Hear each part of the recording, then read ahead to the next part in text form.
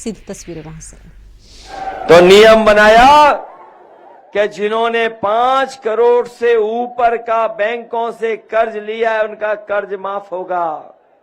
हमारा किसान गरीब केवल लाखों में कर्ज लेता है। उन्होंने नियम बनाया कि 5 करोड़ से ऊपर का कर्ज माफ होगा, लाखों का कर्ज माफ नहीं किया। हम अपने गरीबों को, किसान भाइयों को और गांव में रहने वाले लोगों को भरोसा दिला के जा रहे हैं। इंडिया गठबंधन और समाजवादी पार्टी ने तय किया है आने वाले समय में सरकार बनने जा रही है। अगर ये लोग बड़े बड़े लोग का कर्ज माफ कर सकते हैं तो हम लोग भी अपने गरीब और किसानों का कर्ज माफ करने का काम करेंगे।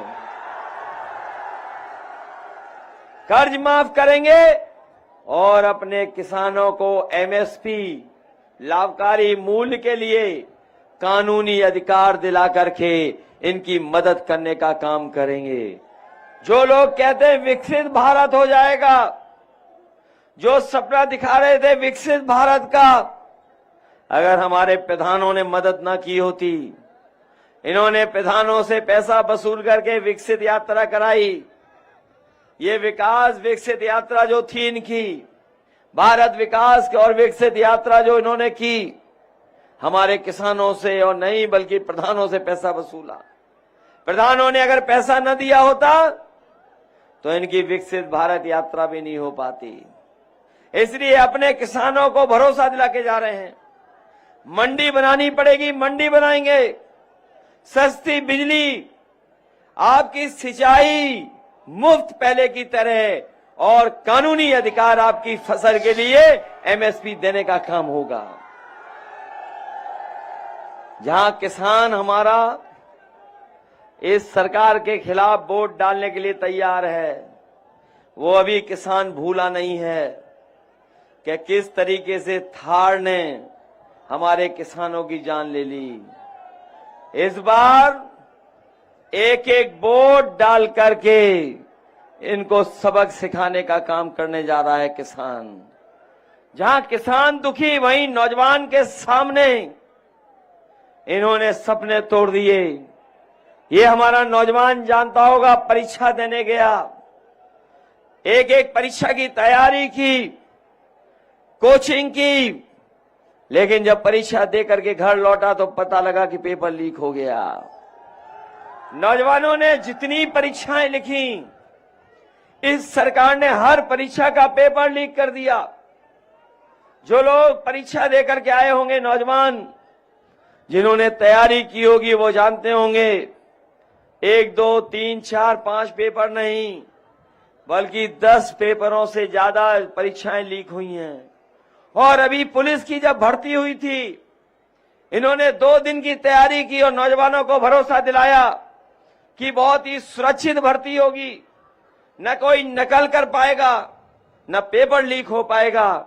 हमारा भर्ती देने गया जो नौजवान वो जानता होगा, जब परीक्षा देकर के आया, घर लौटा तो पता लगा कि पुलिस भर्ती का भी पेपर लीक हो गया और परीक्षा रद्द हो गई।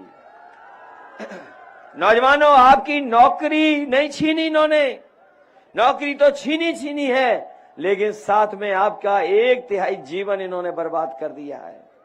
1/3 जीवन नौजवानों का बर्बाद कर दिया। और इस तरह के अभी तक उत्तर प्रदेश में जो परीक्षाएं कैंसिल हुई हैं, रद्द हुई हैं, उनसे 60 लाख बच्चों का जीवन बर्बाद हुआ है। यही 60 लाख बच्चे और उनके मां बाप को अगर हम जोड़ दें तो हर परिवार से 3 लोग नाराज हैं इस सरकार से। और 60 लाख ऐसे लोग हैं, तो अगर 60 लाख में हम गुणा 3 का कर देंगे तो 1,80,00,000, और यही 1,80,00,000 का अगर भाग दे देंगे 80 लोकसभाओं से, तो हर लोकसभा में 2,25,000 इनका वोट कम हो गया है। बताओ, नौजवानों को नौकरी ना देने से 2,25,000 वोट हर लोकसभा में इनका कम हुआ है कि नहीं हुआ है? तो बताओ सरकार कैसे बचेगी इनकी? क्या बचेगी इनकी सरकार? और फिर ये अग्निवीर, ये जो आधी अधूरी नौकरी है 4 साल वाली, हमारा नौजवान सड़क पे दौड़ करके गांव में मेहनत कर करके भर्ती देखने जाता था। ये अग्निवीर ऐसी व्यवस्था है, ना आपको सम्मान मिलेगा अगर शहीद हो गए, ना आपको कोई सुविधा मिलने जा रही है, और 4 साल के बाद आपको घर भेज देंगे, कोई पेंशन भी नहीं है।